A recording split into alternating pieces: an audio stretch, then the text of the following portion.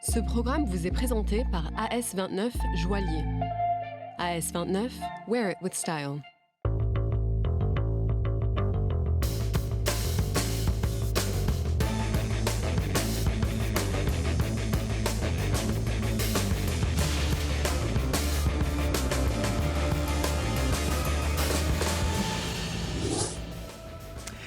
Et nous voici dans Sans Interdit, votre nouveau rendez-vous d'analyse et d'opinion que j'ai le plaisir de présenter avec Elie Chouraki qui donne son avis sur les sujets que nous allons aborder. Bonsoir Elie. Bonsoir Valérie, comment ça va?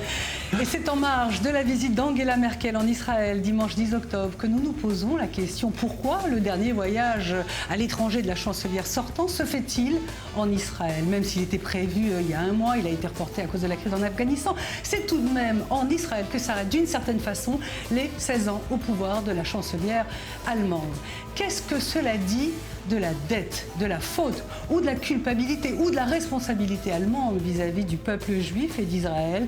Est-elle irréductible aujourd'hui? Quatrième ou cinquième génération d'Israéliens et d'Allemands, qu'est-ce qui leur est transmis? Qu'est-ce qu'ils retiennent? C'est ce que nous allons demander à nos invités.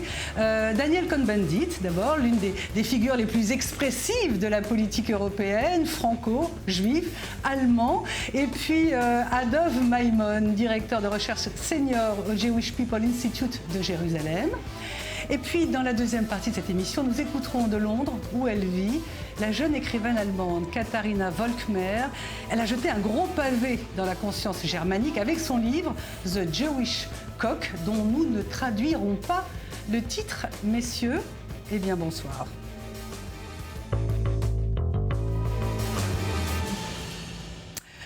Merci d'être avec nous. Elie, Angela Merkel, et après elle, son successeur, et avant elle, ses prédécesseurs, et puis l'Allemagne en général, est-elle vouée inexorablement à être liée à Israël? Alors oui, ils sont liés pour l'éternité, ils sont liés parce qu'ils ont ce devoir maintenant, évidemment, d'entretenir la mémoire de la Shoah, mais comme il y a Dany et Dov qui sont des gens extrêmement sensibles, je voudrais moi raconter, pour mettre ce débat en place, une histoire personnelle.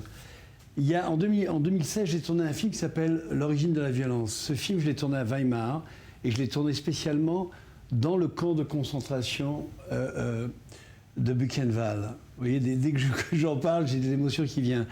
Et le premier repérage que j'ai fait dans ce camp de concentration, je marchais, il neigeait, c'était l'hiver, et j'étais entouré uniquement par des techniciens allemands. Donc tout le monde parlait allemand. Vous m'imaginez, Buchenwald, la mémoire, cette émotion qui m'étreignait. Et j'avais un régisseur à côté de moi, un jeune type de 27-28 ans, qui m'expliquait. Il me disait: alors Elie, là il s'est passé ça. Évidemment, il parlait en anglais. Là, il y a eu ça. Il me montrait l'endroit où les Juifs se faisaient dépouiller. Il me montrait l'endroit où les Juifs étaient assassinés. Il me montrait l'endroit où les Juifs travaillaient. Et puis, je continuais à marcher. Et puis, je lui posais des questions. Et tout était sourd parce qu'il neigeait. Donc, nos pas étaient sourds dans la neige. Et puis, à un moment, je lui pose une question. Il ne me répond pas. Je lui repose la question. Il ne me répond pas. Je me tourne vers lui et je vois ce gosse qui se met à pleurer, qui sanglotait. Ce jeune Allemand. Et donc, je l'ai pris contre moi, je l'ai pris par l'épaule, et j'ai marché avec lui en disant: ça va aller, ça va aller. Vous voyez, j'ai l'émotion qui revient. Et il bredouillait des mots que je ne comprenais pas, c'est de l'allemand, je comprenais qu'il s'excusait de... Bon. Et je me suis dit, voilà ce qu'est notre relation pour l'éternité. Moi, le vieux juif, dans ce camp de concentration, bouleversé, moi, rassurant ce jeune Allemand, en lui disant: ne t'inquiète pas, il en sera contre moi. Et je me dis, voilà... Plutôt que toutes les théories, plutôt que toutes les réflexions, ce moment entre lui et moi, je voulais en parler aujourd'hui parce que c'est ce moment-là qui était pour moi le plus important de ma réflexion. Merci, c'est un joli témoignage. Daniel Cohn-Bendit, on se souvient de cette fameuse phrase d'Angela Merkel à la Knesset en 2008: l'Holocauste nous remplit de honte, la rupture avec la civilisation n'a pas d'équivalent. Parler sécurité, recevoir un doctorat honorifique au Terknion, bien sûr, et aller à Yad Vashem, toujours. Qu'est-ce que ça dit du message à Israël, au peuple allemand et en général au monde entier? Je crois que c'est vrai que les Allemands ont maintenant intégré qu'ils ont une dette, pas seulement envers Israël, envers les Juifs qui vivent en Allemagne, et donc aussi envers Israël. Et que ce que vient de dire Elie est tout à fait vrai. L'Allemagne a fait un travail de mémoire sur la Shoah qui est vraisemblablement incomparable avec ce qui n'a pas été fait en France ou dans d'autres pays. Et donc, bon, voilà, la raison d'être non seulement de l'État allemand, mais de la majorité de la société allemande. Il y a de l'antisémitisme en Allemagne aussi, comme il y en a en France, etc. Mais de la société allemande dans sa majorité, c'est une dette que doivent les générations allemandes en repensant à la Shoah. Elie, sur Buchenwald, il y a un très beau livre de Jorge Semprún, Écrire ou mourir, parce qu'il n'y avait pas que des Juifs à Buchenwald. Oui, je l'ai lu, oui, bien sûr. Et c'est un très très beau livre, et aussi les mémoires de Stéphane Hessel, qui a dit que l'Europe est née à Buchenwald, parce que Buchenwald, c'était un camp où il y avait tous les Européens, les Européens. Je voudrais poser une question à vous, Dov Maimon, toujours sur ce sujet. Voilà, depuis Konrad Adenauer, les relations entre Israël et l'Allemagne sont établies.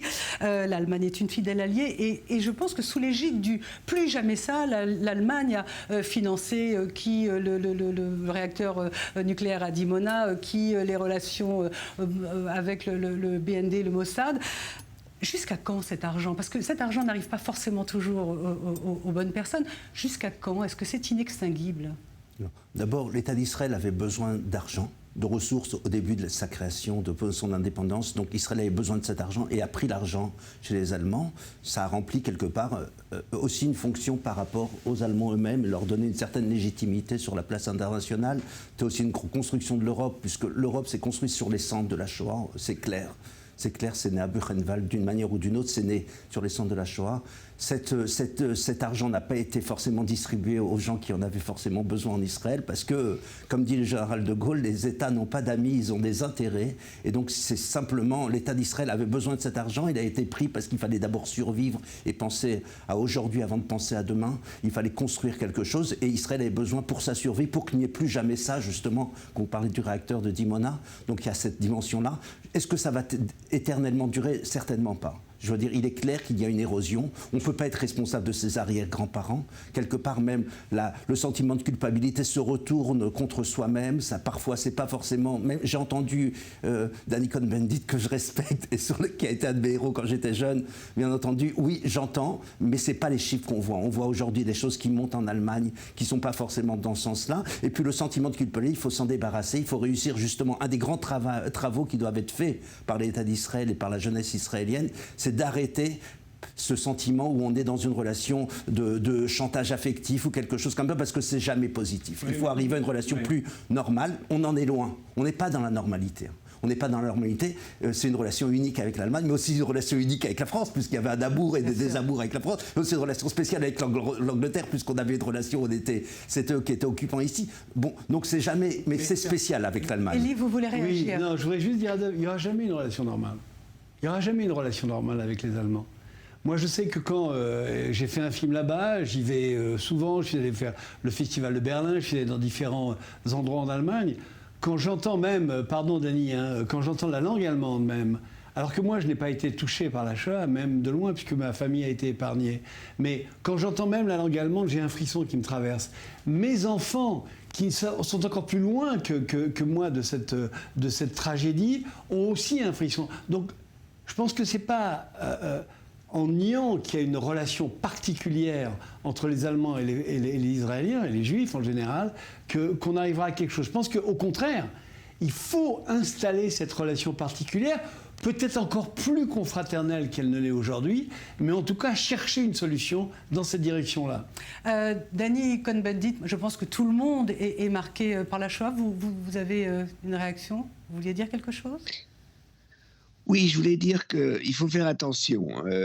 Moi, je crois que, bon, je ne peux rien dire si si Elie a une réaction en entendant la langue allemande. Je sais que ça arrive, mais il y a quelque chose quand même d'intéressant. À Berlin, il y a entre 30 et 50 000 Israéliens qui vivent à Berlin 1 an, 2 ans, 3 ans pour se reposer. Il y a un retournement de l'histoire. Et pour provoquer, je dirais, le pays où les Juifs sont le plus en sûreté en ce moment, protégés par la majorité de la société et l'État allemand, c'est l'Allemagne. Pardon, Dany. C'est l'Allemagne. Pardon. La semaine il y a de l'antisémitisme. Oui, voilà, c'est ce que j'allais vous dire. La semaine dernière, on a refusé l'entrée d'un restaurant à un malheureux juif israélien. Oui, c'est partout. Parce qu'il avait une Magen David. Non, mais alors là, c'est partout. Alors, et le problème de sécurité en Israël, c'était un autre. Mais franchement, oui, on a refusé à Efi Ofarim, c'était pas un restaurant, c'était un hôtel. On lui a pas refusé, c'était 2 employés qui ont eu des mots antisémites. Je l'ai dit tout à l'heure, il y a de l'antisémitisme.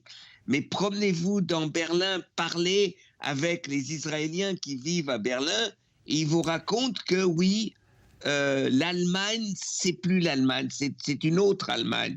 Ça, il faut le comprendre. Alors, j'ai dit moi-même, et je vous raconte une histoire, un très bon copain à moi était ministre des Affaires étrangères allemand, Joschka Fischer. Et à un moment, j'ai dit, Joschka, ça ne peut pas continuer, il faut quand même parler des problèmes de l'occupation des territoires occupés en Israël, etc. Il dit, mais Dany, imagine, c'était au temps d'Ariel Sharon. Je vais voir Sharon, il se tutoyait, dit Ariel, ça ne va pas les territoires occupés. Et Ariel m'aurait dit Joschka Fischer, tu viens d'où, Joschka? De quel pays? Et tu veux... Voilà, ça c'est sûr que cette relation liée, ou cette difficulté de relation liée à la Shoah restera, et je crois que ça restera encore des générations et des générations. Je ne sais pas combien de temps, hein, je ne sais pas si la planète s'effondrera avec le réchauffement climatique, et de toute façon, on ne parlera plus de ces choses-là, mais je crois que ça restera. Mais je trouve que ce travail, ces débats qui ont lieu en Allemagne, justement, dès qu'il y a le moindre antisémitisme, eh ben, il y a des tas de pays où ce n'est pas le cas. Voilà, c'est tout ce que je juste un mot, pardon. voulais expliquer. Élie. Juste un mot. Oui. Moi, je suis d'accord avec toi, Dany. C'est-à-dire que c'est pour ça que je parle d'une construction nouvelle du rapport entre les Allemands et les Israéliens et les Juifs. C'est une nouvelle construction. Pourquoi? Parce que, évidemment, moi, je souhaite que ces 2 pays vivent côte à côte le plus longtemps possible, et je souhaite surtout qu'ils soient attentifs à ce qui se passe aujourd'hui dans notre monde. Et c'est de ça dont je parle. C'est-à-dire que moi, ce que je souhaiterais presque, c'est qu'il y ait un observatoire des génocides qui se fasse entre Israël et les Allemands. Un observatoire de l'antisémitisme, un observatoire de la connerie. J'aimerais que ça aille, on aille encore plus loin dans cette relation. Vas-y, dis-moi, oui, c'est vaste programme. Écoute, Élie, un observatoire de la connerie, très bien. Mais alors, où tu mettras la connerie d'un juif algérien qui s'appelle Zemmour? Alors, on en parlera dans une autre émission, je veux bien. Messieurs, on va en parler dans une autre émission. Oui, je suis d'accord. Je voudrais que vous nous donniez, à vous deux, et puis votre réaction, Élie, je voudrais que vous essayiez de nous donner la différence entre culpabilité et responsabilité. Ça se joue où, la nuance? D'accord. Donc la culpabilité est souvent quelque chose qui paralyse. Il faut d'abord voir que c'est quelque chose qui paralyse et qui est négatif. Donc il faut vraiment faire très attention avec la culpabilité, parce que c'est à double tranchant. C'est quelque chose qui peut, très souvent, à certains moments, on connaît le psychanalyste Reich qui disait « L'Europe ne pardonnera jamais Auschwitz aux Juifs », qui a été reprise ensuite par Alain Finkielkraut, cette phrase. Ça veut dire qu'en vérité, ça nous joue des tours. C'est pour ça que je disais tout à l'heure qu'il faut dénouer tout ça et reconstruire sur de nouvelles bases, comme dans une relation de couple qui s'est mal passée. Il y a une synthèse judéo-allemande jusqu'aux années 30 où on se sentait allemand et juif, ça voulait dire la même chose, c'était quelque chose de très très fort. Et donc aujourd'hui, cette responsabilité, donc l'Allemagne a une responsabilité, on l'a vu, on l'a cité à différents, on l'a cité, Joschka Fischer était l'exemple de la personne qui a peut-être le mieux compris ce genre de choses, hein, je ne vous cache pas. Si j'ai un peu 2 minutes tout à l'heure, je vous expliquerai le grand désaccord qu'on a avec l'Allemagne, d'accord? Mais on a. Dites-le maintenant. Bon, alors je vais vous dire, écoutez, vous savez qu'il y a énormément d'Israéliens qui partent, les groupes de jeunes Israéliens vont et font la marche de la vie, en reprenant la marche de la mort. Effectivement, non, mais justement, je sais que c'est tout à l'heure. Mais c'est pas grave, puisqu'on est là, écoutez. Et ces gens-là, ils disent plus jamais ça. Bien sûr. Et quand on a Netanyahou qui serre la main le 25 janvier à Auschwitz à Angela Merkel et tous les deux disent ensemble « Never again », le Olam, le Hod, plus jamais ça. Ils disent les mêmes mots, mais c'est pas sûr qu'ils disent la même chose. Vous demandez à des Israéliens, parce Angela Merkel n'était pas tout à fait d'accord avec la politique de Netanyahou. Quand l'Israélien, vous lui demandez qu'est-ce que ça veut dire plus jamais ça, et je l'ai fait dans des dizaines de cas avec plein de groupes de mes étudiants, des groupes d'autres gens, les Israéliens lui disent plus jamais de génocide, plus jamais, on ne veut plus jamais laisser notre destin collectif dans les mains des autres nations, parce qu'on voit ce qui se passe avec les Maronites, on voit ce qui se passe avec les pauvres gens en Irak, on voit ce qui se passe avec les Coptes, on voit toutes ces populations. On ne peut pas faire confiance aux grandes nations pour nous protéger. La conclusion de ça, évidemment, il faut avoir une armée, il faut avoir un État, il faut avoir une structure étatique. Alors qu'Angela Merkel dit complètement, never again not for us, never again for anybody. C'est-à-dire, on ne veut plus jamais de génocide, plus jamais nous ne laisserons un État, à une majorité, la tyrannie de la majorité, opprimer une minorité et de faire une discrimination sur la base ethnique, religieuse ou nationale. Donc, en vérité, ces deux discours qui sont presque opposés. Dans la conclusion de ce que dit Angela Merkel, de ce discours de plus jamais ça international, pas le plus jamais ça pour nous, eh ben c'est justement contraire. Moins on aura d'État, moins on aura de nationalisme, moins on aura de religion, moins on aura d'identité collective, moins on aura d'armée, moins on aura de frontières, et c'est complètement opposé au projet israélien. Le projet israélien est presque en miroir. Presque. Donc c'est les deux plus jamais ça, qu'on avait parlé Diana Pinto dans le débat. Donc on a deux plus jamais ça. Donc, alors, quand on parle maintenant de la responsabilité, donc il y a une responsabilité d'Allemand. On l'a vu en 2012, quand tout à coup on a voulu interdire la circoncision en Allemagne. Angela Merkel qui dit « On ne veut pas être un pays de guignols, nous ne pouvons pas être le premier pays qui va interdire la circoncision, le sang des bébés juifs, c'est pas possible. C'est pas pour nous, quoi. On ne peut pas dire interdire aux juifs de vivre, puisque en vérité c'est un ethnocide culturel. Si on interdit la circoncision, il n'y a plus de juifs en Europe. Donc c'est quelque chose de très grave. Voilà, j'allais vous poser la question. Allez-y, Daniel. Je voulais juste dire, Dov a tout à fait raison, mais Merkel était interdite pour refuser l'interdiction de la circoncision pour les juifs et les musulmans. Voilà, exactement, parce que, bon, pour des raisons que j'ai citées, je crois. Donc ça veut dire que... Oui, mais je voulais juste qu'on sache que le débat, c'était juifs et musulmans. Absolument, c'était juifs et musulmans, mais elle a dit nous ne pouvons pas être un pays de guignols en disant, en précisément... Pour les juifs et les musulmans. Voilà, pour les juifs et musulmans, mais au nom de la Shoah. Donc la référence à la Shoah et particulièrement Merkel, parce qu'elle est la fille d'un pasteur, parce qu'elle vient d'Europe de l'Est, parce qu'elle a aussi un passif qui n'est pas forcément celui des jeunes générations. Donc moi je crois, oui, il y a une responsabilité. Donc c'est pour ça qu'on a des sous-marins allemands qui arrivent ici en Israël. L'Allemagne se sent une responsabilité de permettre la survie de l'État d'Israël. D'un autre côté, on a plein de 43% israéliens considèrent que l'Union européenne et notamment l'Allemagne sont des groupes qui sont contre l'État d'Israël, qui ne nous aiment pas, qui ne sont pas des gens qui nous aiment. Donc ça c'est la parano israélienne. C'est la parano israélienne. Dès qu'on dit quelque chose, par exemple, si je dis que je suis contre les territoires occupés, etc., on me dit oui, t'es un juif qui se... Oui, un juif qui se... C'est la haine du juif de soi-même. Donc, à chaque fois qu'une partie de la société israélienne ne peut pas entendre que... à chaque fois qu'on a une critique, c'est oui, tu veux plus que l'État d'Israël existe. C'est pas vrai. Moi, je suis radicalement pour le droit des Juifs à vivre en Israël, aussi radicalement qu'on le puisse. Ça me donne aussi la liberté de critiquer, si je crois qu'il faut que ça soit critiqué, radicalement la politique de l'État d'Israël. On va en parler dans la deuxième partie. Juste une toute petite question, Dani Cohn-Bendit, à propos de cette différence entre la culpabilité et la responsabilité. Vous vivez en Allemagne. Elle est nourrie de quoi, cette responsabilité? Il y a les musées, on le sait, il y a les pavés à Berlin, il y a des procès tardifs. Là, je sais qu'il y a le procès... toutes les villes allemandes. Dans toutes les villes allemandes. Moi, j'ai vu que c'est Berlin. Il y a ce portrait... venez à Francfort, allez à Hambourg, allez voir, vous verrez, ces pavés justement, où on voit, je veux dire, ça c'est quelque chose qui n'existe. Bon, je vois pas les Français à Paris mettre des pavés là où les Juifs ont été arrêtés et emmenés au Veldiv. Il y a des plaques. Il y a des plaques. Il y a des plaques. Les pavés, c'est autre chose parce que vous marchez dans la rue et on vous rappelle, là, il y avait des Juifs, là, il y avait des Juifs, là, il y avait des Juifs. C'est beaucoup plus, disons, j'allais dire efficace, mais c'est de voir ces pavés quand vous traversez une ville allemande, les centres-villes allemandes, que ce soit Francfort, que ce soit Berlin, que ce soit Hambourg ou Munich. Et Daniel Cohn-Bendit, pardon, il y a juste une question sur le procès. Je voudrais que vous peut-être vous êtes au courant de ce procès, de ce centenaire qui est responsable, ou en tout cas complice de la mort de 3518 personnes au camp de Schaffhausen. Pardon ? C'était une femme qui s'est évadée. Oui, mais enfin, ça fait rien. Continuez. Non, je ne parle pas de l'évasion. Je parle de ces procès tardifs, de ce centenaire. Voilà. Est-ce que ça passe aussi par ça, la responsabilité ?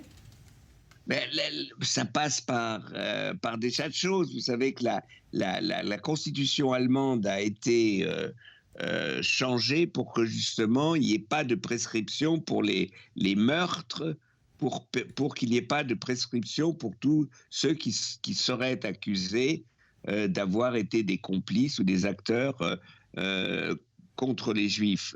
C'est pas, je veux dire, la mauvaise conscience, la culpabilité ne nous fait pas avancer. Ça, je ne sais plus, c'est Dov qui l'a dit. C'est tout à fait vrai. Oui, c'est tout à fait vrai. Le sens de la responsabilité, c'est avoir le sens de la responsabilité historique, c'est-à-dire de dire oui, la Shoah, l'anéantissement des Juifs, c'est parti de là. Et ce sens de la responsabilité, il faut le revendiquer partout. Il faut le revendiquer en Pologne. Bien sûr. Alors, messieurs, on va marquer une toute petite pause. Daniel Cohn-Bendit, Dov Maimon, Elie. On se retrouve dans quelques instants. On va parler de la nouvelle génération et du futur.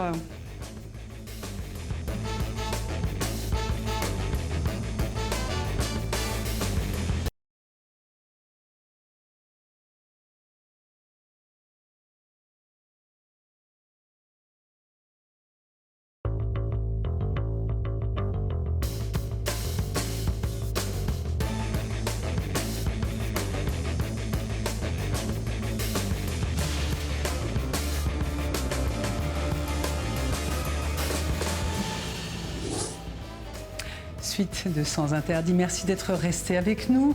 On pose la question ce soir de la culpabilité allemande ou de la responsabilité allemande. Est-elle irréductible ? Le voyage de la chancelière sortante clôt d'une certaine façon ses 16 ans au pouvoir et il se clôt ici en Israël. Qu'est-ce que ça dit de la culpabilité ou de la responsabilité allemande ? C'est ce qu'on a vu dans la première partie. Et si vous l'avez raté, eh bien, elle est disponible sur le replay. Maintenant, on va se tourner vers la 4e, 5e génération d'Israéliens, d'Allemands. Qu'est-ce qui leur est transmis? Qu'est-ce qu'ils retiennent? De quoi le travail de mémoire est-il nourri? Et dans le fond, est-ce que tout cela n'est pas un système qui peut-être laisse de côté les derniers survivants de la Shoah, dont certains vivent en Israël, notamment sous le seuil de pauvreté? Pour en parler, nos invités, toujours Daniel Cohn-Bendit, en Zoom, de chez lui à Francfort, et puis Dov Maimon, directeur senior Jewish Policy Institute. Et puis dans quelques minutes, nous écouterons la voix d'une jeune Allemande. Elle a publié une sorte de bombe littéraire qui mixe Hitler, le sexe et la culpabilité. Son livre est désormais traduit en 26 langues. Jewish Cock, c'est le titre. Messieurs, bonsoir.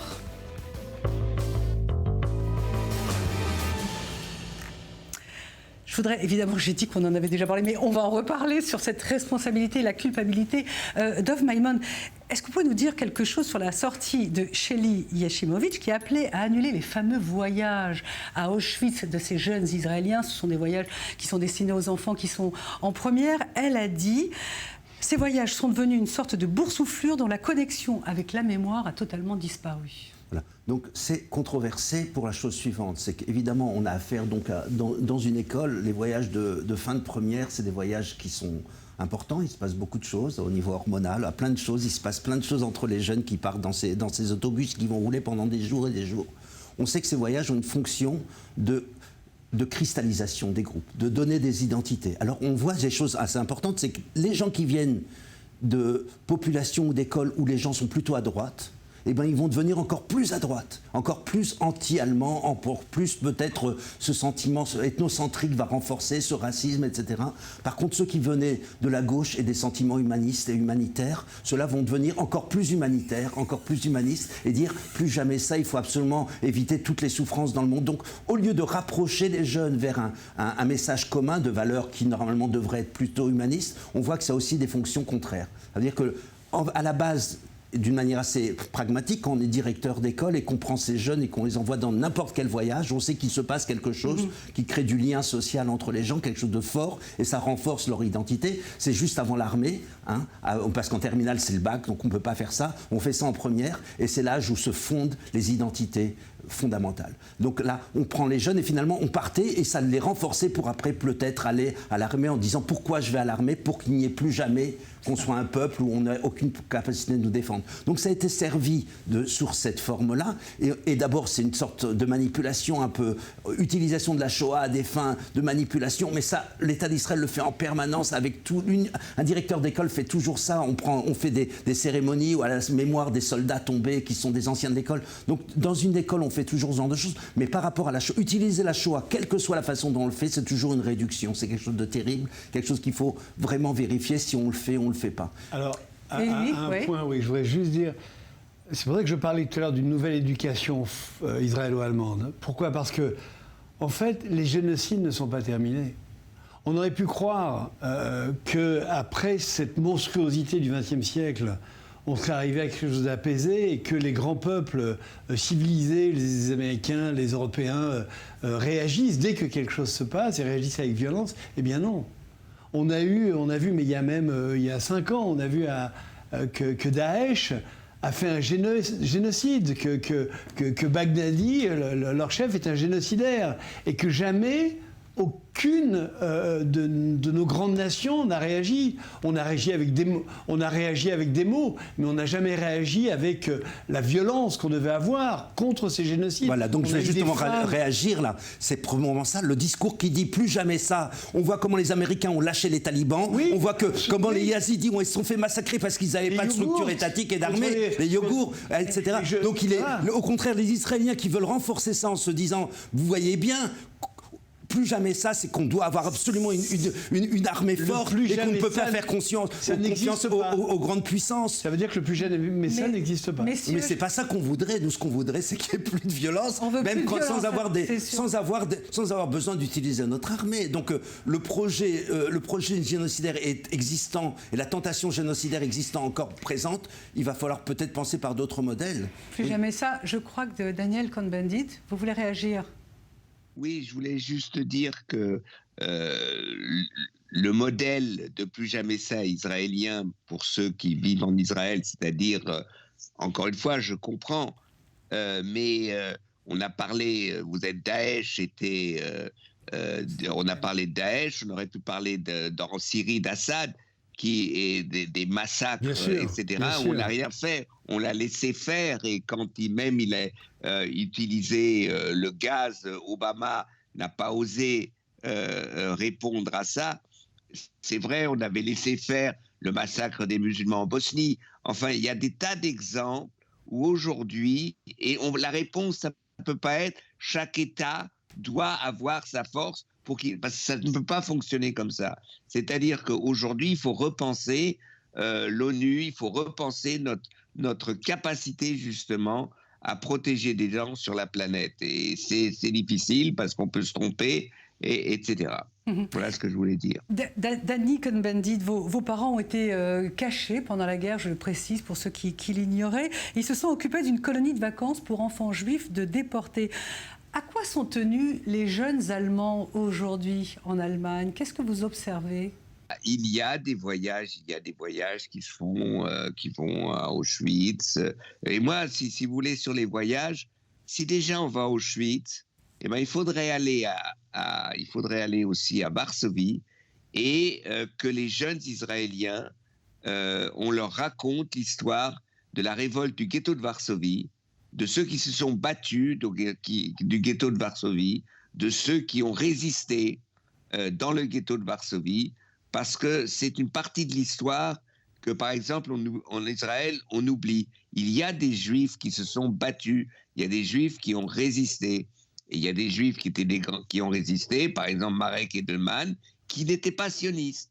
Donc il y a des Juifs qui, effectivement, après la Shoah, ont voulu un État, ils ont été en Israël, c'est leur bon droit, c'est juste, et il y a des Juifs qui ont résisté et mais qui n'étaient pas sionistes. Je veux dire, il faut essayer d'élargir l'histoire. Et en Allemagne, il faut aussi, ils essayent d'élargir l'histoire parce que, par exemple, ma femme, qui n'est pas juive, est enseignante, eh bien, elle a fait, dans le lycée où elle travaillait, un travail sur la mémoire de ce lycée, c'est-à-dire reprendre la liste des enfants juifs, par exemple, dans ce lycée, et comme ça elle a fait un groupe de travail avec des élèves qui venaient là facultativement, et c'était très important, c'était très intéressant, et ça lançait tout un débat dans l'école.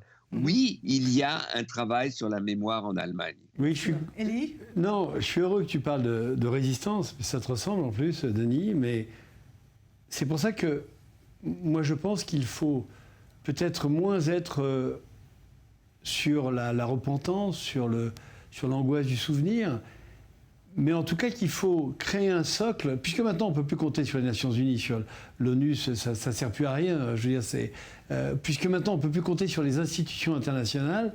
Je pense que nous, Européens, en tout cas les Français, les Israéliens, les Allemands, tous ceux qui ont été touchés par cette période terrible du XXe siècle, je pense que nous, notre devoir, mais je le pense sincèrement, hein, alors je sais bien que c'est peut-être utopique et quand il faut me dire, mais c'est des choses qu'on ne peut réaliser que si le monde entier est d'accord, mais je pense que nous, avec quelques volontés fortes, on doit justement être attentif à ce qui se passe aujourd'hui et que notre meilleure preuve du fait que nous nous souvenons de ce qu'est la Shoah, c'est de réagir au génocide qui se passe aujourd'hui et aux exactions qui se passent aujourd'hui. C'est ça notre force. Les Allemands, les Français, les Israéliens, tous ceux qui ont été touchés par ce génocide, il faut qu'on garde la tête haute à chaque fois et qu'on montre qui nous sommes à chaque fois qu'un génocide se passe ou qu'une tentative de génocide. Je pense à l'ex-Yougoslavie aussi, il y a quelques années où personne n'a bougé pendant des années. Je pense que nous, il faut qu'on trouve une façon de réagir. Dov Maimon, voilà, en marge de cette visite d'Angela Merkel, on a parlé d'argent, on a parlé de responsabilité, de culpabilité.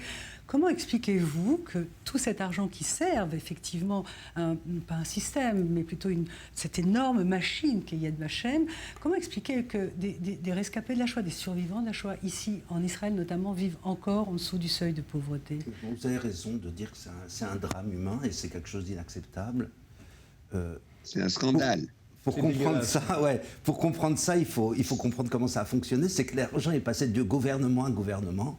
Et le gouvernement, après, prend sa caisse d'argent et puis il l'utilise à ses objectifs, ses propres objectifs. Et après, quand les gens vont vouloir demander de l'argent, alors là, c'est à eux d'apporter des preuves. Ensuite, il y a un genre de manque de zèle bureaucratique qui fait que les gens ne vont pas avoir. Ils ne savent pas, en général, ils ne savent pas utiliser Internet, ils ne savent pas utiliser, ils ne vont pas se déplacer eux-mêmes. Donc on a une situation terrible. C'est un crime. C'est quelque part. D'accord, donc il faut simplement, il faut positionner les choses. Donc l'État d'Israël, on a dit tout à l'heure, le général de Gaulle, les États n'ont pas d'amis, ils ont des intérêts. L'État d'Israël a des intérêts, il a pris l'argent chez les Allemands parce que ça remplissait... Les Allemands ont besoin de légitimité, donc ça remplit une autre fonction. Quand les Allemands ont reçu 200 000 Juifs d'ex-URSS, ils ne l'ont pas fait seulement pour les Juifs. On a des traces, on a des archives qui nous disent que les gens disent on fait ça pour avoir rentré dans la démocratie. C'est notre prix à payer. On n'aime pas... Quand on a aidé Israël, c'était souvent de dire parce qu'on a des textes de responsables allemands, pas Joschka Fischer qui était justement le plus grand des amis d'Israël qu'on a eu, mais certains qui ont dit, en vérité, nous on fait ça simplement pour montrer patte blanche devant les nations, mais nous on n'aime pas forcément ni les Juifs ni les Israéliens. Donc les États fonctionnent suivant des intérêts. L'Allemagne, Israël, les autres pays, personne n'est intervenu en Syrie malgré les bons vœux de Elie et de beaucoup de gens ici. Mais on n'a pas vu, d'avoir crié pendant que la. Voilà, on a crié, mais comme j'avais crié pendant que l'ex-Yougoslavie se passait, où j'étais tous les 2 jours jours devant devant l'Élysée avec ma petite pancarte ou avec mes camarades pour essayer de faire en sorte que les choses Absolument, mais comme disait BHL, les camps n'ont pas été libérés par des manifestations non violentes, ils ont été définis, les camps de camp ont été définis par des tanks. Alors, donc à un certain moment, c'est plus complexe que ça, que simplement la bonne volonté. Pardon, juste, je voudrais te dire, c'est intéressant ce que vous dites, Dov, par rapport à la violence. Oui, nous ne sommes pas dans un monde de tendresse et de bisounours. Effectivement, quand il y a des morts à Raqqa, quand il y a des morts en Syrie, il faut intervenir avec la violence de l'État. On doit se battre avec la violence contre la monstruosité pour montrer que nous sommes des hommes éclairés, des gens de lumière, des hommes et des femmes de lumière, et pas des gens qui acceptent que n'importe quel salaud rende une femme esclave ou vende des enfants sur un marché.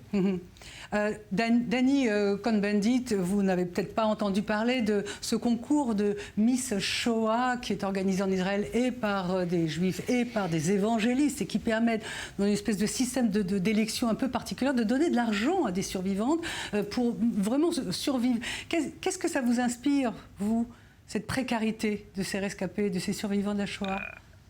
Moi, ma réaction, je veux dire, c'est un scandale. Je veux dire, il y a eu pendant toute une période, l'État allemand a donné de l'argent, des réparations aussi à des individus. C'était pas simplement de l'argent qui a été donné à l'État d'Israël en Europe et même en Israël. Mais ça, ce système s'est arrêté. Ce que je trouve intéressant quand même, quand on parle de l'Allemagne, c'est que quand l'État allemand a décidé des réparations pour l'État d'Israël, eh bien, le chancelier de l'époque, Adenauer, a dû compter sur les voix de la gauche, par une grande majorité de la droite de son parti, ne voulait pas qu'on paye ces réparations. Donc c'est aussi une autre histoire. Mais ce qui est intéressant, c'est je ne comprends pas pourquoi aujourd'hui il n'y en a pas vraiment beaucoup des rescapés de la Shoah. Il n'y en a plus tellement. Hein, et qu'il n'y ait pas un minimum de vie que paye l'État d'Israël et que si l'État d'Israël croit qu'encore, eh bien, qu'il négocie avec l'Allemagne, ou l'Union européenne, je suis sûr qu'on pourrait trouver des fonds pour que les derniers rescapés de la Shoah puissent avoir une vie décente dans les derniers mois, les derniers jours, les dernières années de leur vie. Bien sûr.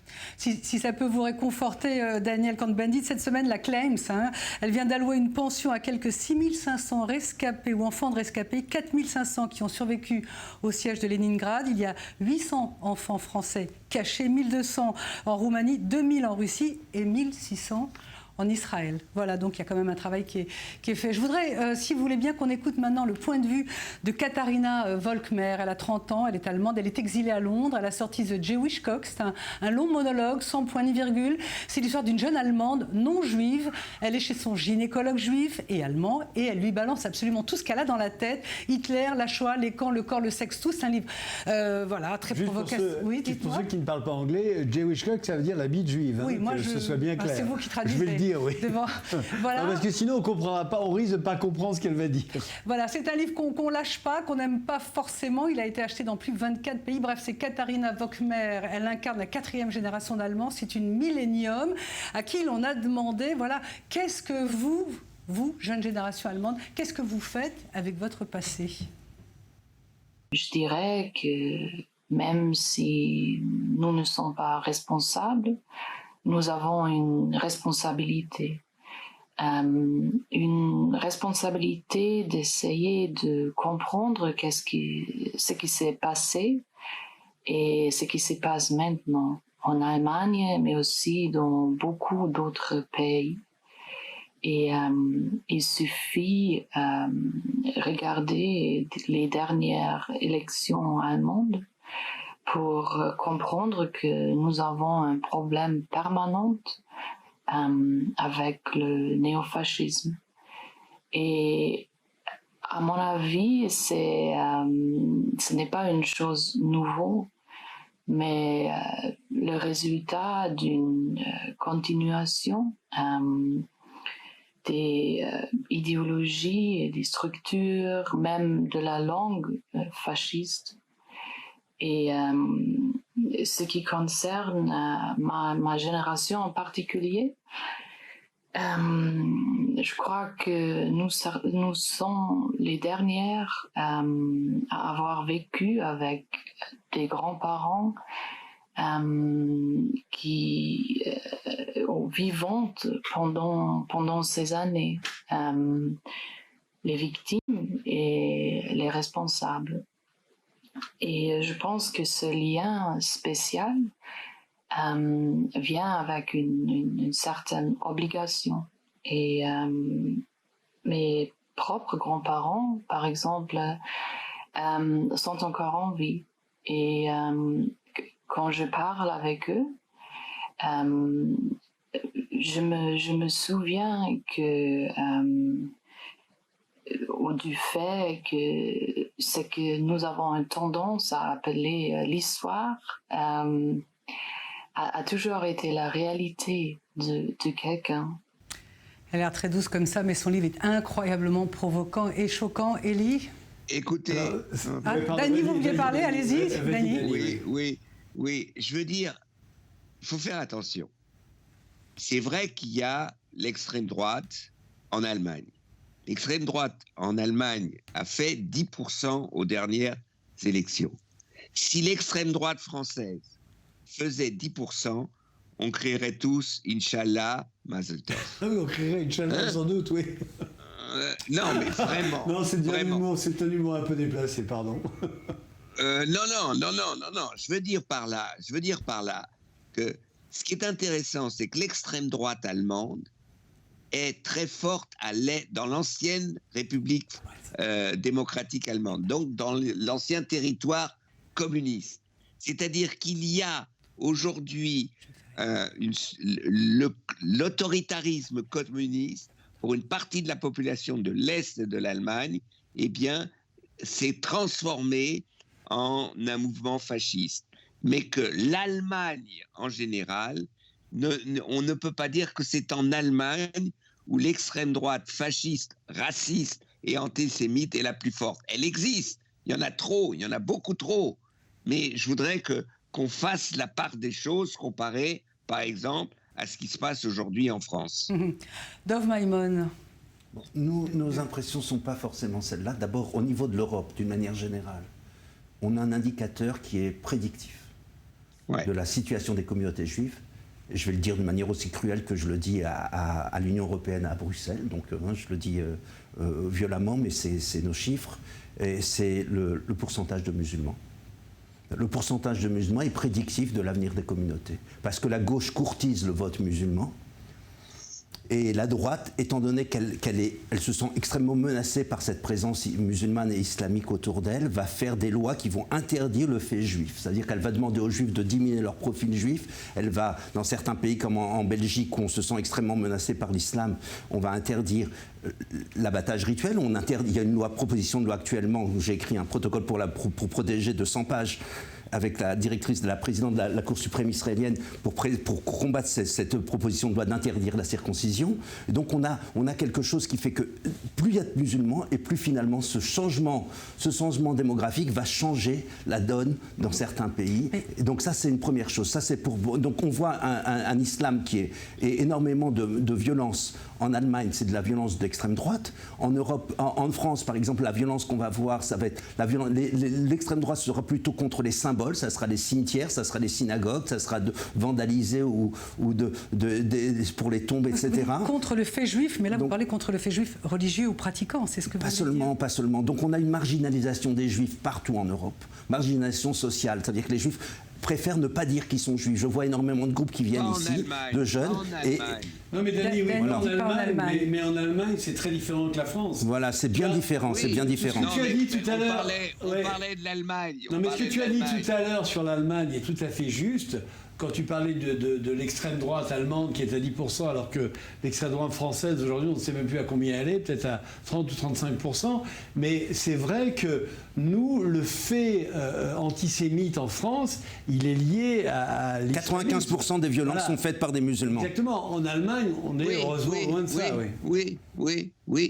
Non, mais c'est tout à fait vrai. Je ne nie pas qu'il y ait un islamo-fascisme antisémite. Ça, c'est vrai, il existe en France et il faut le combattre. Tout le problème maintenant, c'est parce que c'est facile de dire tant il y a tellement de musulmans, c'est comme ça maintenant. Et il y a, à part être un fou comme Zemmour pour dire eh ben, il faut réémigrer 2 millions de personnes en France.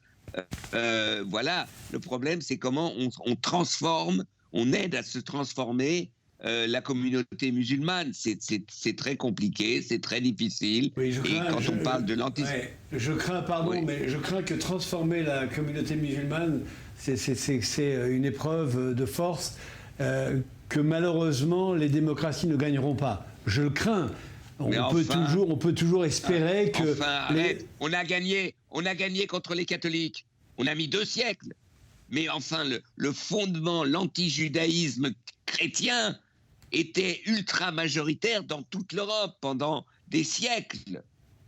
Et puis, petit à petit, eh bien, on a su combattre et on a gagné ce combat. Écoute, franchement, il y a toujours... Je ne sais pas si on sera là tous les deux pour en parler dans quelques siècles, mais franchement, je ne souhaite que ça. Je ne souhaite qu'une vie apaisée et commune entre l'islam de France et les juifs de France. Malheureusement, là, on est plutôt proche d'une Saint-Barthélemy que d'un concordat. Je crois que, Dov, vous vouliez réagir à ce que disait... D'abord l'Europe, l'Union européenne fait énormément d'efforts, l'Allemagne en particulier. On a sorti cette semaine un plan de l'Union européenne pour combattre l'antisémitisme qui parlait notamment d'éducation, et ça prendra du temps, ça prendra énormément de temps.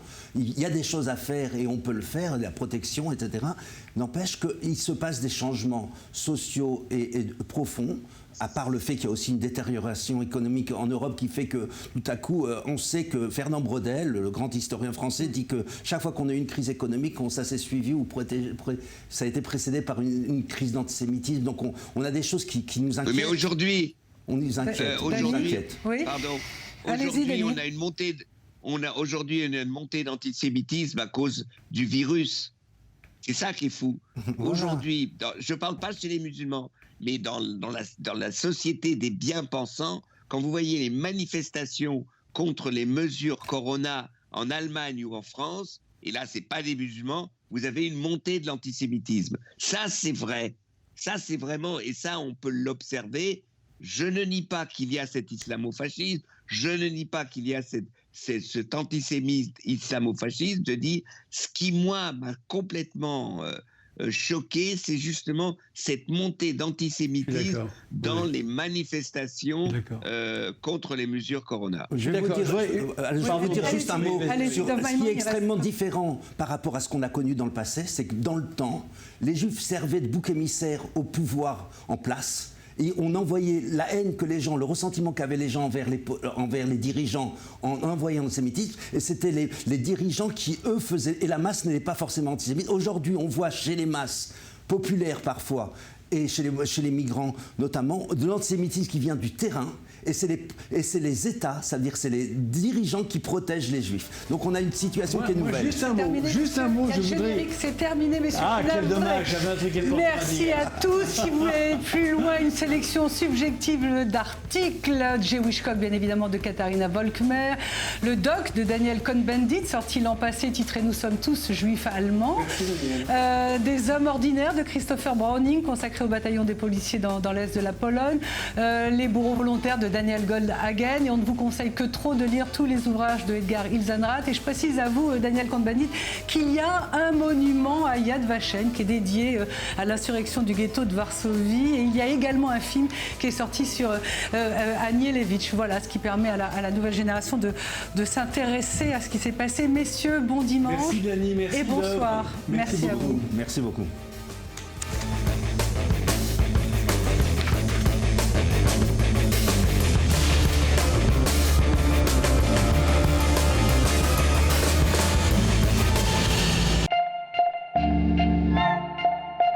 Ce programme vous est présenté par AS29 Joaillier. AS29, wear it with style.